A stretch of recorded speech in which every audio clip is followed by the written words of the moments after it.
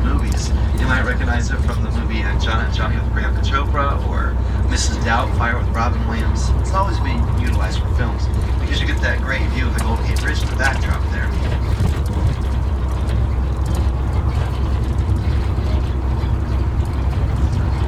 But that field long ago was an aircraft landing strip for the military. We had to remove it when the proposal went through upon the Golden Gate Bridge. It would have been far too dangerous to allow the bridge to remain there. Speaking of the Golden Gate, I should say the military aircraft landing strip to remain there, so too close with the new bridge being built. Construction began upon the famous Golden Gate Bridge January 5th, 1933, and this famous bridge was completed by May of 1937. It took 4 years to build the Golden Gate Bridge. The bridge towers, they stand at 746 feet tall. There's a very nice Art Deco design upon the bridge, truly representing the 1930s.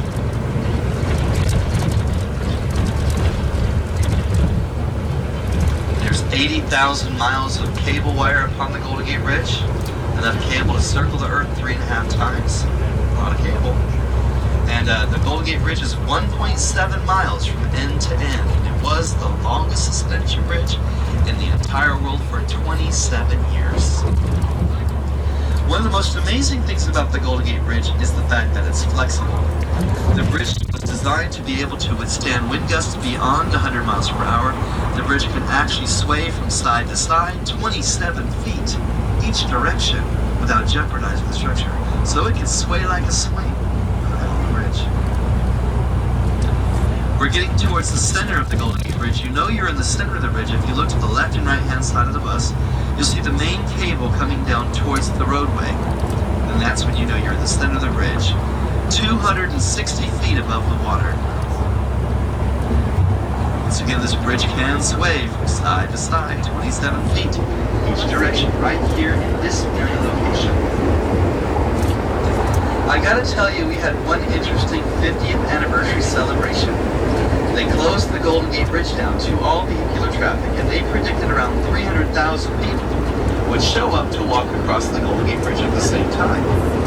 Well, their estimate was slightly off. About 800,000 people showed up to walk across the Golden Gate Bridge pretty much at the same time. That's like the population of San Francisco. We were not prepared for that. Well, the center of the Golden Gate Bridge is flexible as well. Remember, it can sway from side to side, but it also can go up and down about 10 feet as well. The weight from all the people caused the center's bend to level out. The bridge sank down about 10 feet in the middle of the bridge. The people upon the bridge were not aware of this happening because in 1987, no one had a cell phone. There was no such thing as texting. We basically were not able to get any notifications on a person. So, and that's probably a good thing. So can you imagine being on the bridge with 800,000 people or more and you get that text like it's sinking in the middle, you better get on. Imagine what would have happened.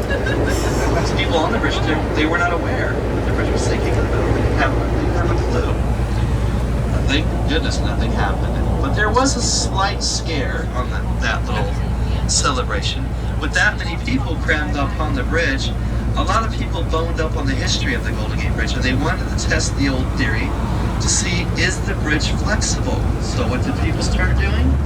Rocking in motion back and forth to see if the bridge would move. It didn't, but it creaked, and then people started to freak and restart. So